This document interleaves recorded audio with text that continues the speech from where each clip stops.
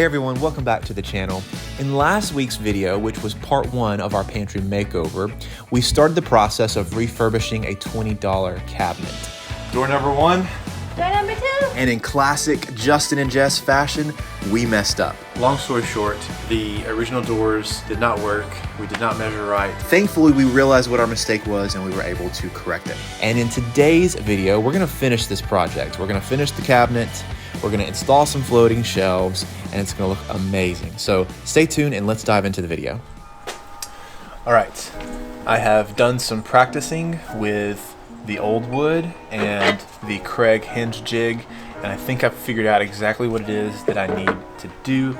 I was kind of worried that I made the piece a little too big, but what I'm gonna need, I laid both of the doors up here. I need about 1/8 of an inch on both sides, so it's gonna be almost to the edge.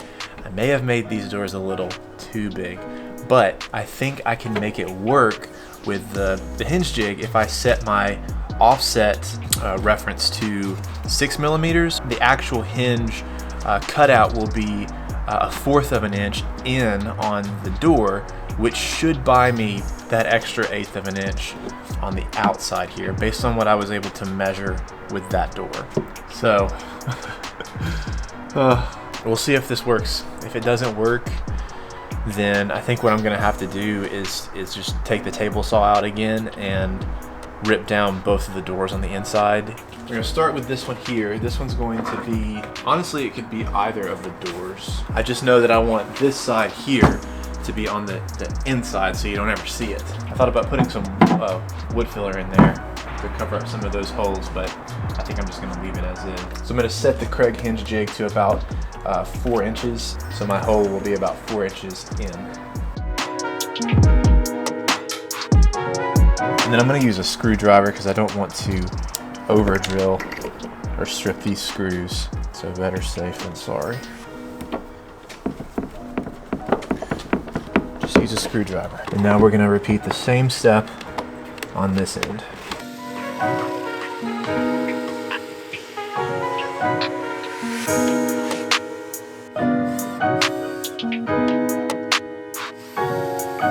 Now it's just a matter of getting these secured to the actual cabinet. So let's just say that it's going to be somewhere along here. And I don't think this has to be absolutely perfect here, but it's about a little less than 1/2 inch, 5/16 of an inch from this edge to the top of the board. A little bit more, so let's move this. Let's see how that is right there. It's a little over 1/2 inch. And that's a little over 1/2 inch. So that's pretty much exactly where it should be. Next thing we're gonna do is, I guess, just pre-drill the hole in the cabinet. Same thing, just take the screwdriver.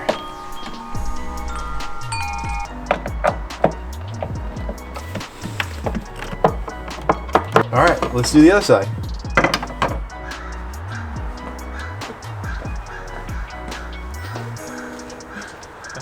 I did it. It looks so good. I feel Really good. I did it. Many mistakes later, and another set of doors later, it's done. Just need to add some hardware. I'm not sure what we're gonna do here quite yet. We've got a couple of ideas, we'll get to that.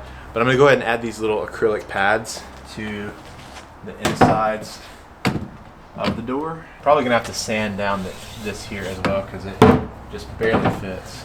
And I accidentally had the thing upside down, so, but no biggie. It didn't matter. Both of the doors were basically the same thing. I don't know if you can see these lines right here, but I tried to mark these as like this was going to be the bottom section. Maybe I did have it right. I don't actually know. And now all we got to do is just take the quarter round off of the floor inside, do some touch-ups on this, and then try to figure out how to install it and level it. I might put some shims underneath the front of it and then just go buy like a white piece of trim to put in front of it. So I wanted to show you guys kind of where we are in this process. We've got the shelf up in the space that we're going to put it. We've put some things in the shelf, and we need to, there's a few little things that we got to do. Got like that, take some of that trim out. We got to figure out what we're going to do over here. The next step today, I think what I'm gonna do is build the shelves. I'm going to put 1 and 2 shelves on that wall, floating shelves. All I'm gonna do is just cut them down to length today. I've ordered some brackets from Amazon, and those should be in the next couple of days. And then I'm gonna figure out a stain to do. But first of all, we gotta measure and then make our cuts. Also, it's been well over a month since we've worked on this project. So I've grown a beard, as you can tell from the last clip. And then secondly, I'm wearing a tank top. It's December the 12th, and it's almost 70 degrees outside, so welcome to Tennessee. I think what I wanna do is get it flush to this door frame right here, up against that, and then flush up against this wall right here. All right, it's showing about 29 3/4, but I think I'm gonna do 9/16 just to be on the safe side, and then test that piece. And then if that doesn't work, I can trim it down and then make the next cut for the next piece. So let's go and do our cuts.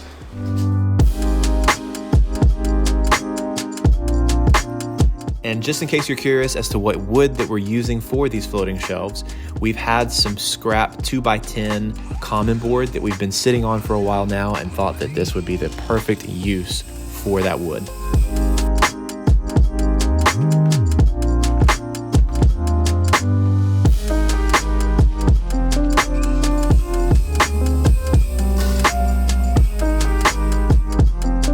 The next step is going to be installing the brackets for the floating shelves. Now, this is going to be a little bit different from the last set of floating shelves that we did in a video from a couple of years ago. And we're going to be using brackets that will either attach to the drywall or to the stud behind the drywall. We found a set. It comes in a set of 6 off of Amazon. You can find a multitude of ones on Amazon as well. But they're rated for about 150 pounds, so it's gonna be perfect for this area. And what I'm gonna do is there's 3 studs in this wall, so I'm gonna take advantage of the 6 that we got. There's 2 shelves. I'm gonna use 3 of these brackets going through 3 studs for both of the shelves, and that way it's super secure, and I'm not worried about any glassware or dishes that we put on top of the shelves falling off. Now that the shelves are cut and ready to go and the brackets are installed in my studs inside of the wall, the next thing I want to do, as you see here, I'm going to take a pencil and I'm going to make an outline of the brackets on the bottom side of the shelves.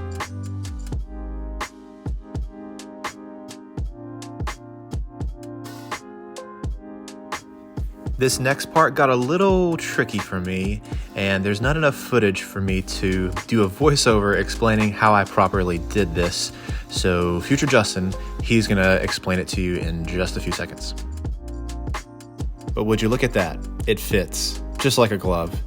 And it's also level, surprisingly. So kids, hard work does pay off. And I'll use the old screwdriver level test where you just place it on a shelf, and if it rolls off, it's apparently not level. So I'm gonna patent that. That was my idea. All right, finally finished both of the shelves. As you can see here, got them installed on the wall. I did 2 of them. These are 2x10s, and it's about 16 inches apart here. Probably about the same thing whenever we get our butcher block in, and we're gonna install that. The next thing that we're gonna have to do is, I'll have to take them back off. We're gonna stain them, sand them, and then stain them. Not sure what we want to stain them just yet, but that's gonna be one of the next things that we do. So we're about 80% complete with this project, and I didn't show it in the footage as to how I completely got the holes drilled into the 2x10s. So obviously I picked up these brackets, which you can't see anymore. I got those off Amazon. I'll link that in the description box below. Installed those into the studs. There was 1, 2, and 3 studs here.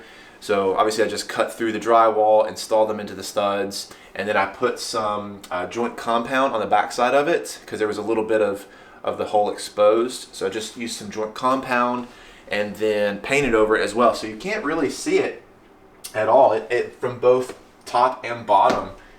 You would have no idea that there was something sticking out of the wall, which I think is a great solution. What I did was I picked up this drill block from Lowe's. This was like $6 or $7. The diameter of the rods is a 1/2 inch, and so that was going to need to be what my drill bit was, and I did not have a drill bit that would work for the depth that I needed to go.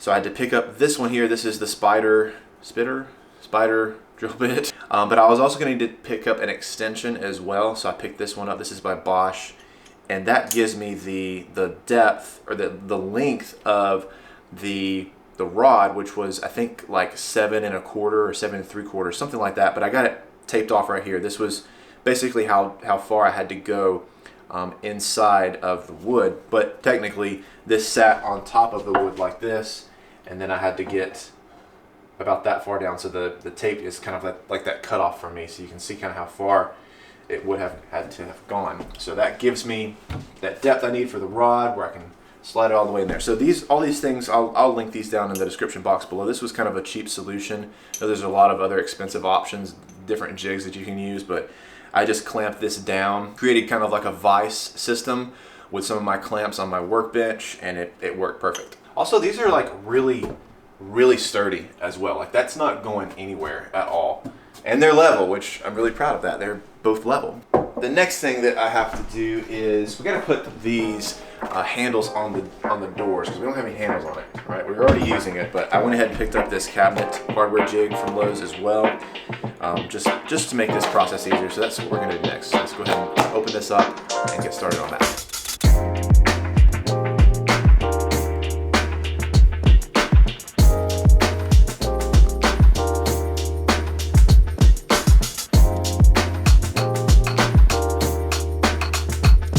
The next thing I've got to do is try to line up this edge guard here, and there's also a center point that I'll try to line up with my center point here. So yeah.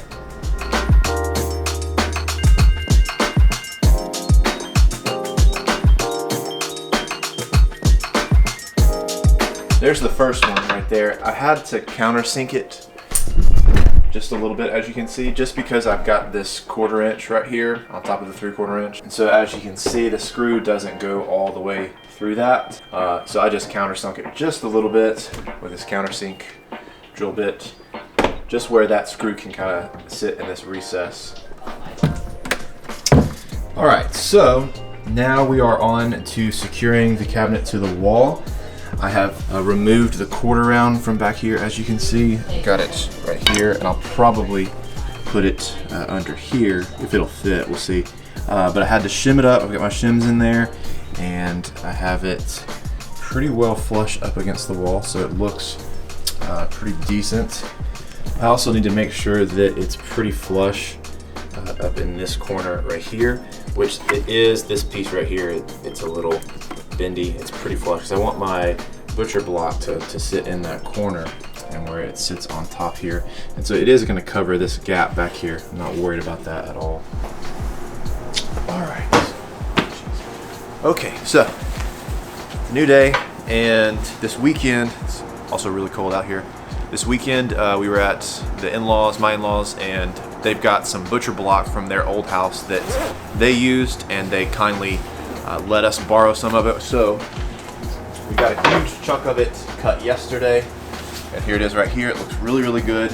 And of course the cabinet is now fastened to the wall. We've got it shimmed up. Everything is in place. The only thing that's left to do is, I've already sanded this piece, the butcher block. The only thing left to do is to figure out the stain. All right, so here is our test piece. Then we've got this dark stain. Jess wants me to put we also have this golden oak stain, which is pretty yellow. So I'm gonna put a little bit of this on first, and then layer it with the dark walnut and just see how that looks. And then I'm gonna try just the dark stain and see how that looks.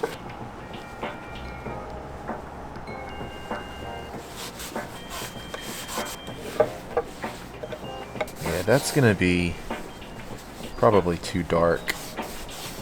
All right, this is not gonna work. This is obviously way too dark. Yeah, that's just not gonna work.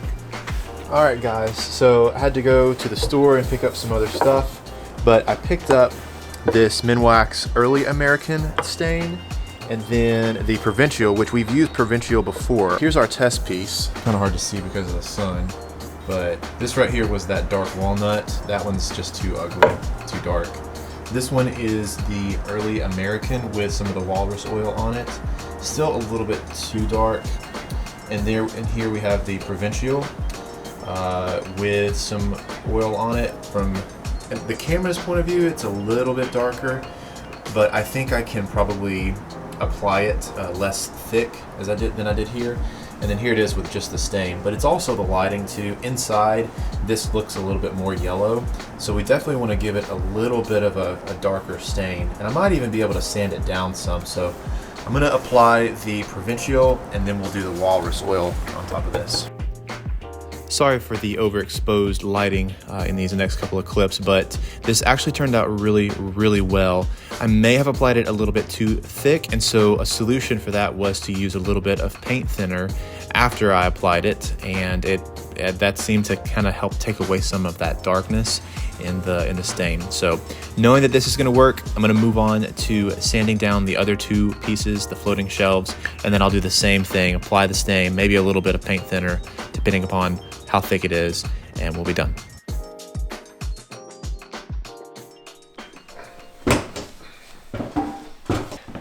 Butcher block is complete. Now it's time to go put it on there. Jess is filming. As you can see, we finished up the other two shelves, and I think it looks fine. So put it down. Just fine. It looks fine. It looks really good. I'm gonna put some of that walrus oil. Where's it at? This is cutting board oil, or you can use it for butcher block, which is essentially a cutting board, and it takes about 12 to 24 hours to settle. I don't really know how much to do, so I'm just gonna Start with a little. You can always add more rather Yes. than take away. I'm gonna use my finger. We are going to put a sconce light up here, some type. We've got a couple coming in. We have one here, actually. They're here, so we're gonna test them out and see what looks good, just to make it a little bit more well lit over here. Only one of them's here thus far. We ordered 3 separate ones to test. So this is taking too long. I should have used the spreader. This looks so stinking good. Probably gonna wipe away some of the stain too, which I'm okay with, since it hasn't completely dried. You can see it's picking up some of that stain. We gotta see what it looks like in the daylight. Yes. Way too dark to tell what anything looks like at this point in time. Let's check back in the morning. So see you tomorrow morning.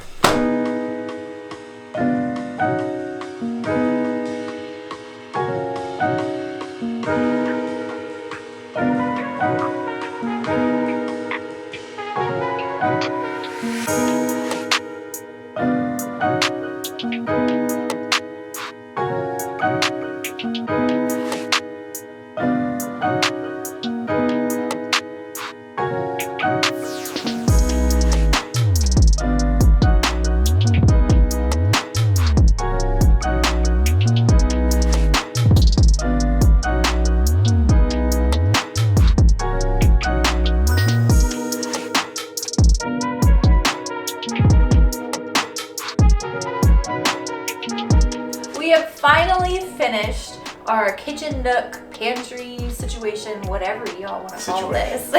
This thing that's going on over here. It is done. 3 months. 3 months in the making. On and off, we worked on it, but we're finally finished with it. Holidays took a lot out of us. Yeah, absolutely. So we're really proud of this. We hope you enjoyed this 2-part video series. I do want to make note of a couple of things that we didn't cover. Number 1 is we did not secure the butcher block. The cuts that we made on it were perfect by mistake.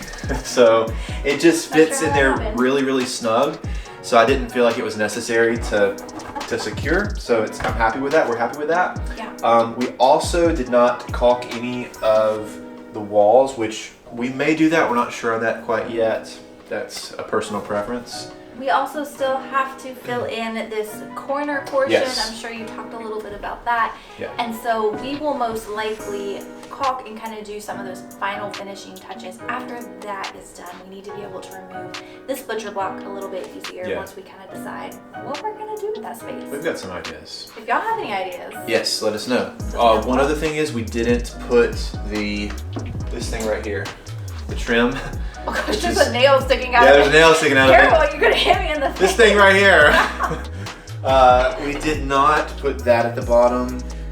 it's another personal preference thing that we might add later once we complete this section. We're just not sure yet. Definitely gonna add it. TBD. It's going to be added. It's gonna be added apparently. It's gonna be added. We just have to finish the other side. Yeah. Well, thank you guys so much for watching. We hope that you enjoyed this video series once again. Be sure to hit the like button if you did, and subscribe if you want to see more projects just like this, and possibly even other interior design videos as we work to get our house finally furnished. It's furnished, but furnished the way that we want it and decorated the way we want it. As you know, it takes time. Homeowners, you know, you can't just do everything at once unless you're a millionaire, and we're not millionaires. So gotta save up that money. One thing at a time. So just join us on that journey if that's something you're interested in doing.